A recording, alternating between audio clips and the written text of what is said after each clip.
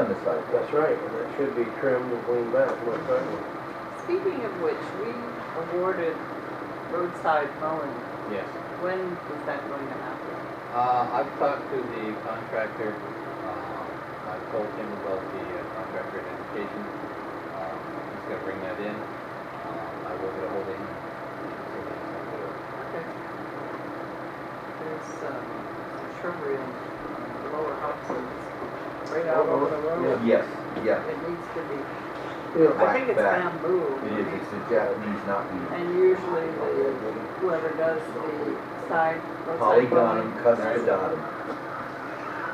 but people are It's edible when it's about 4 inches tall. It's wonderful. a delicacy. Lovely.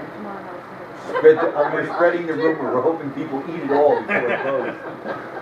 I'll even cook it for you. Right. Don't explode anyway.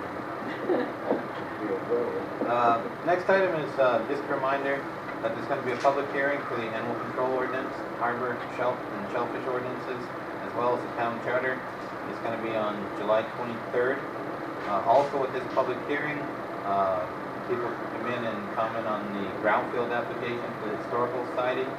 This is one that the town of Lubec is partnering with the Historical Society to do a brownfield application to take down the old Columbian factory. As part of the mitigation, the ground where the parking lot is going to be raised, and the Historical Society will be moved from its current location and south of the parking lot is.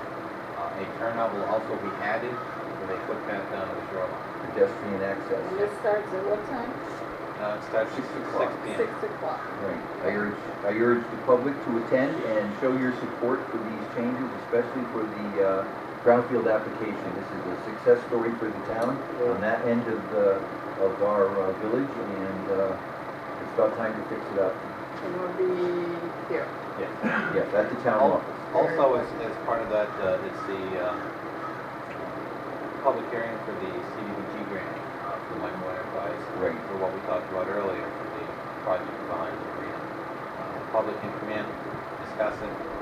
Any concerns or issues with any of the ordinances. The goal is to have public input on these ordinances in the town charter because, these are from town. And if people have any thoughts or concerns, now's the time to make them. So when we go to town meeting, hopefully we'll have ordinances and charter that the town will be comfortable in supporting and passing. Did we indeed have these available to be read on the website? Yeah. Okay. They're on the website. Good. And the ones that are on the website include the changes proposed at the last public hearing. What we did was the original ordinance is in black. The first proposed changes are in red. The changes at the first public hearing are in green. And most of the changes at the second public hearing, or at the first public hearing was, spelling, minor changes, minor wording. We did have a good turnout though at the first meeting. Right. We encourage people to come out. I mean, these are ordinances that, we want the town comfortable to be able to pass them. The animal control ordinance will give the animal control officer a lot more tools to work with. It's not just going to be a dog ordinance, this is a true animal control. Having to do with, keeping your animals on your property, making sure that they don't disturb or annoy others. And there's also part of the animal control ordinance that says if your dog makes a mess in somebody else's property, whether it's public or private, you are responsible to clean it up. So, these are some tools I think that we need.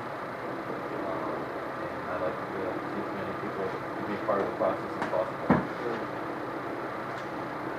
The final item is that the Washington County Council of Governments will sponsor a climate vulnerability assessment at the University of Maine in Machias. It will be in the Courtside Lounge, July 31st, 3 to 5 p.m. I got this email from Sarah. Yeah, I got it from there too. Yep. Everybody should go. Well, as a oceanside community, I mean, we stand bear any brunt of any serious changes brought on by climate change. Whether it's, waters rising, whether it's more intense storms. I did put a copy in the box for Public Works Director Ricky Bradley. I put a copy in the box for Bobby Hood. And I also put a copy for Code Enforcement Chief Clark. I feel that, there's going to be a lot of information there. Yeah. These are some people I think that have an interest in the subject. Right. I think, we would be benefited to go to Does it say anywhere on here what time it is? 3 to 5 p.m. Oh, 3 to 5 p.m., okay. One of the guest speakers is from Vermont and will speak on how they're still cleaning up, Right, so right. A lot of we people, couldn't be hit with any type of storm or weather. right. The change means that storms inland could wash out streamways, riverways, and stuff like that. And on the coast, the obvious is the rising water levels. But inland, a lot of people don't connect that. The climate change affects, Right, Erosion, flooding. and Yeah. even though we're a coastal community, we still have problems when we have a lot of rain. Oh, yeah. Inland, we have culverts that wash out, things like that. Oh, yeah. Roads that can wash out, so I think everyone can benefit from it. And I'm glad to hear that Public Works will be represented, Yeah. and Fire Department. That's good. selectmen are allowed to go, Yeah, right? okay, more than welcome. Oh, Do we have to sign up, or is it just they come in? I didn't see anything that shows. How big is the Boardside Lounge? Pretty Pretty big, good isn't Is it? it? Okay. Isn't that the cafeteria? No, oh. it's in, Port in the name, it's in Portside. It's where they have, their galley, like their little takeout. And then there's a room beside that Okay. in the building with most of the professors' offices. Okay, good. Okay. Committee updates. We had a harbor board meeting today. Cecil Cates is the captain of the Quaddy Dam. Quaddy Dam. Quaddy Dam. Yeah. He came in and he discussed his, what they've been doing. He stated that he would like to add some additional times, perhaps a 7 o'clock on Wednesday to coincide with Summer Keys. Yep. And he talked about having possibly a Friday night, summer. Run for anybody wanting to come over? Yeah, sure. And that one there would be a little bit later. So I mean, give him credit, he is being creative. He also Yeah. said that, he did hear that some people had concerns about his operation and the way he operated the vessel. So he presented the harbor board with 20 tickets, and said basically if somebody wanted to see the operation firsthand, whether it was harbor board members, selectmen, town officials, that they could have a ride on him. Wow. He is confident in his ability, Good. and, I'll give him credit, some people, we did get some comments, when he first proposed, starting up the summer, and, it seems like he's worked to address them. Yeah. I've watched him come in a couple of times, he seems to be a very knowledgeable captain. They're more conscientious Yeah. Yeah, than they very were last conscientious. year. right. Yep. Last year it was bam. This year they're a little more careful Yeah, about it. and that's cool. And his request for the extra visits is during the time when there isn't a lot of commercial activity. Right. So Right. it's not that it would be infringing on anybody else's activity time.